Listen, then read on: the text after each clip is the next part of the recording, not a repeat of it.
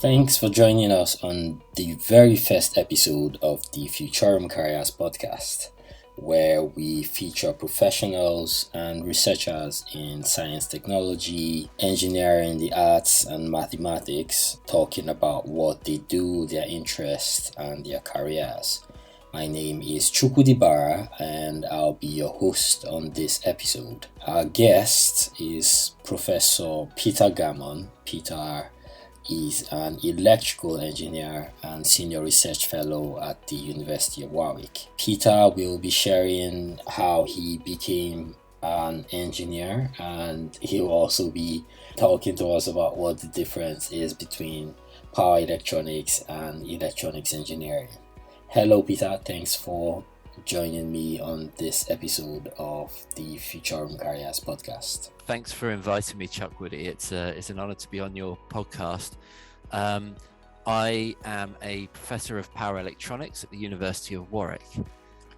Power electronics is an interface between your computers and the energy sector in general. So how do we get energy from anywhere, from renewable sources, and get it to your computers or to your houses or to electric vehicles? How do we make electric vehicles work? How do we make phones work? So that's the kind of research that I'm involved with in the University of Warwick. What people would want to know is, how is power electronics different from electrical electronics? Power electronics is about moving energy around. So how do we get energy that we produce off in the North Shore in our renewable turbines and get it where we need it in our homes and in our electric vehicles? More regular electronics, you might think about how fast is your computer going to be? How can we get more power for our laptop? How do you make your phones work? But actually we're talking about energy and moving energy around. And so when we're trying to make electric vehicles, we'll store a lot of energy in batteries, but we need to use those batteries in a motor. So the power electronics sits as an interface between that stored energy in a battery and the useful energy that we're going to use, electricity that we're going to use in the motor. What did you want to be when you were younger, and how has that evolved to where you are in your career currently? Well, from a very early age, I probably wanted to do all sorts of things like most kids, be a spaceman and an athlete and all of these things. A musician was a large part of my teenage years without any skills towards those. So for as long as I can remember, I actually wanted to be an engineer without actually really having much of a definition of what an engineer was.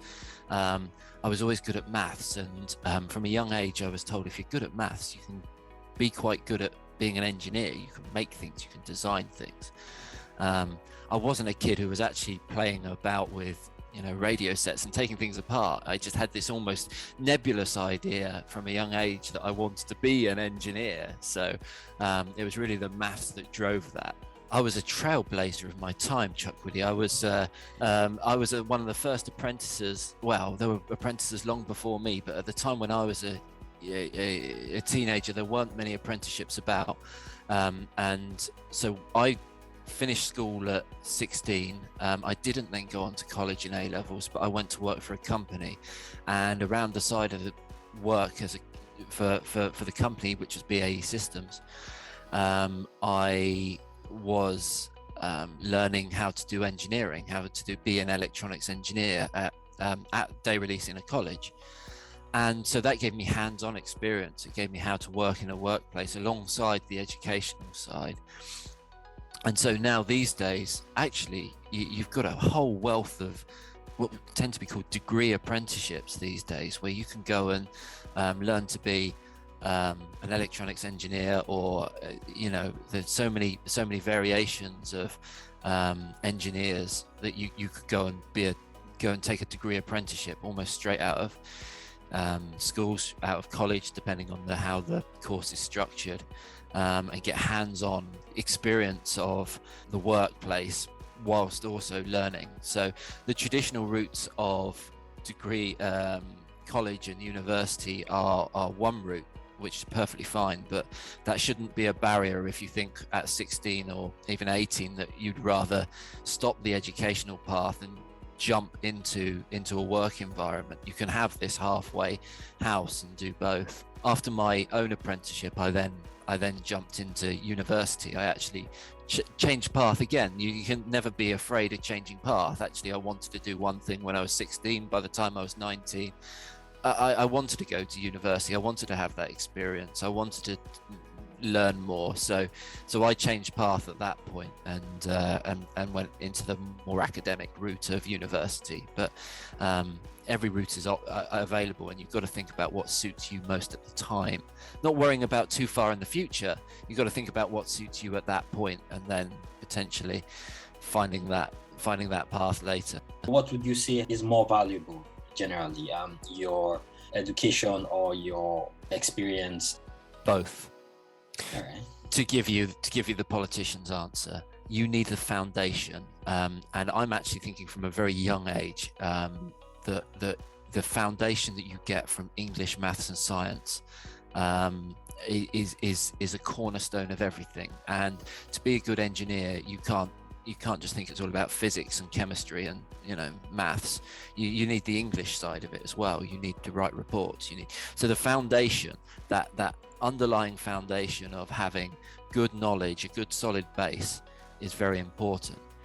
But then I would say later on, actually all that university stuff actually probably takes second priority in my mind to the experience that you get along the way. People stress a lot about what degree should I take, and my philosophy is always it doesn't technically matter that much. It goes back to that point I was saying, do what you like, do what interests you now, because you can always jump into something else later. You can retrain. What's important is you go to the university and you get the experience, and you get the not just a piece of paper. This isn't box ticking, but get the ability to show that you can learn to a certain level, that you've got a way to think. You're learning ways of thinking. And similar with the apprenticeship, what that teaches you is a way to work. Nobody teaches you how to get up in the morning and go to work, and then work and concentrate from 9 till 5. You don't learn that in a classroom. You don't learn about delivering something by a deadline and being answerable to a manager. So all of that is incredibly important life skills, which you don't learn in university. You learn that around the outsides of university or after university. So both. You need the foundation, but you can't discount life experience, the university of life. What are some misconceptions you've heard or you've come across? Sometimes seen as quite academic, quite unobtainable, quite overly technical. Electronics engineering is, and I'm broadening it out to electronics and electrical engineering. You could broaden that out to material science, to physics, because they all overlap. It's such a broad church that you could be doing something in semiconductor devices, as I do. We're in a clean room with our bunny suits on, making things with equipment. Or you could be writing programs, or you could be working in JLR, in Jaguar Land Rover, in a car factory, like designing new power systems, or whatever it is that you're doing. It's so diverse.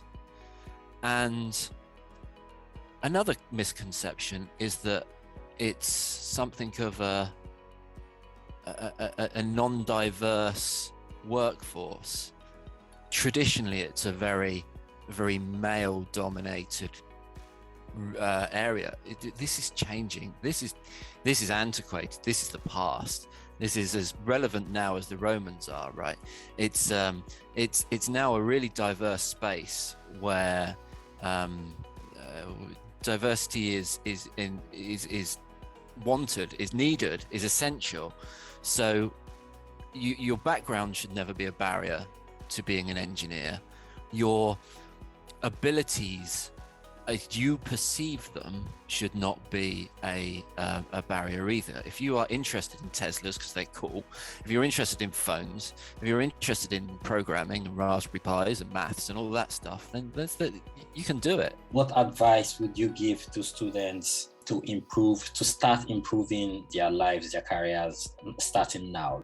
I would honestly say, whether it's electronics engineering you're interested in, or science, or frankly anything else in life, is really just do those things that interest you. So from a scientific point of view, like just a nugget of advice on that point of view would be, if you can afford to do so, if you've got access to it through school, I would start playing with things like Raspberry Pis because they're fun. Not because you want to learn something, you're really dedicated to want to learn coding. Okay, it might be, but it might be that you can get that Raspberry Pi to do something cool, like make some animations, like play some games, do some simple stuff, this rewarding stuff. That means you put in a bit of effort and you see the result. You might be getting a car to move around a track, whatever it is. Raspberry Pis are just these versatile things you can play with. But it might not be that. It might be, like painting, just do it because you're interested in it, and then shape what comes later around that passion. So that would be my advice. I think just to say the barriers are often not as high as you think they are. There is a route, there is a path. Things are not unobtainable. The mountains may be high, but there's always a route up them. So you might start sitting here at 14, 16 thinking, how on earth do I get to a job in whatever it is at 38, 40, wherever we are then. But it's all a path, so the barriers are not as high as you think. Thank you for listening to this episode of the Futurum Careers podcast. I hope you learned something from it as we did. You can find all our learning resources on the Futurum Careers website, www.futurumcareers.com. And you should connect with us on all or your favorite social media platform, Facebook, LinkedIn, Twitter, and Pinterest. Thank you for listening to the Futurum Careers podcast. Catch you all on the next episode.